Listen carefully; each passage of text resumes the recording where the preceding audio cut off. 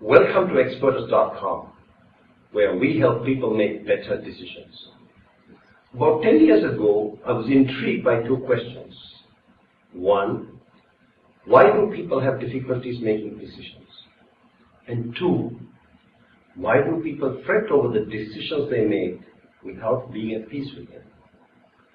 Following an extensive amount of research and surveys, I am now convinced that it is because A, we humans are inherently irrational and subjective. B, there is uncertainty in the data and the ever-changing environment we live in. And C, we have not been trained to make decisions.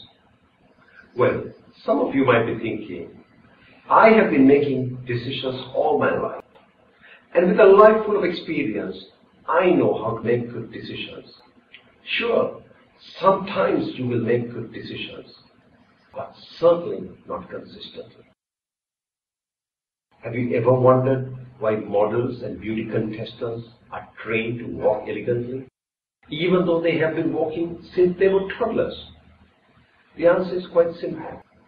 Whatever you do, if you want to be at the top of your game, you need to get trained. And decision making is no exception.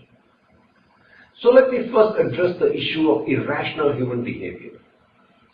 Renowned behavioral scientists have documented some indisputable observations where human decisions are concerned. These are: 1.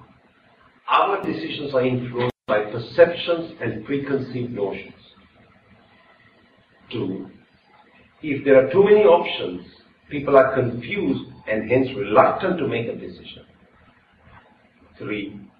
If there are no options, people hesitate when it comes to implementing the decisions they make. 4. Under stressful conditions, people seek refuge in a comforting or soothing decision rather than an optimal decision. 5. Early medical research indicates that some people might in fact be genetically wired to take more risks than others. And finally, we humans are victims of groupthink and herd mentality. I'm certain you will agree that none of us are immune from these human failings.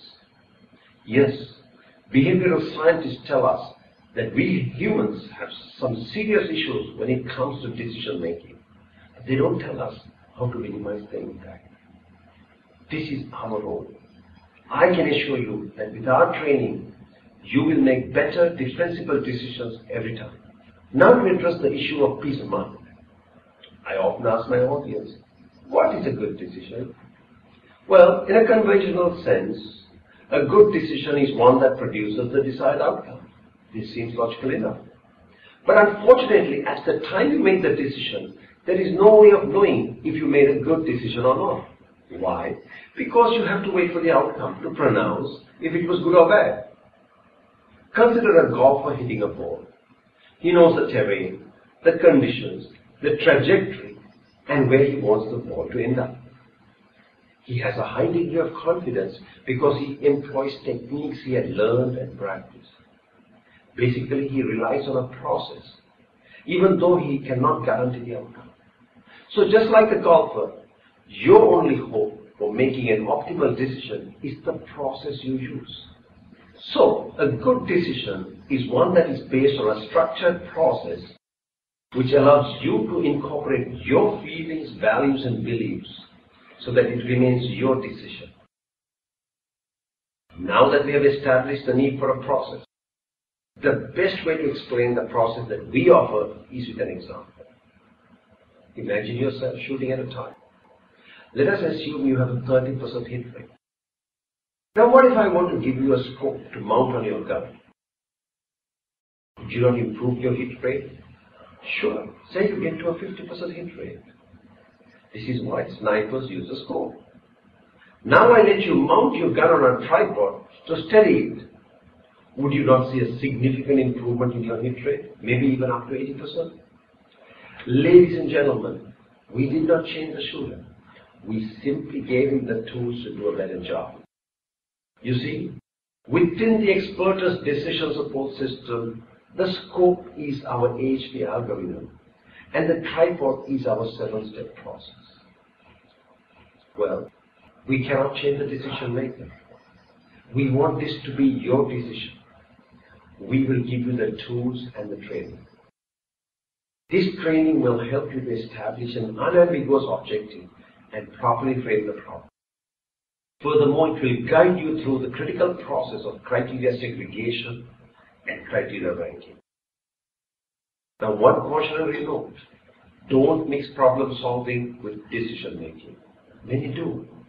Even though they are interdependent, they should be treated separately. Additionally, I encourage you to take a closer look at our approach to team decision making.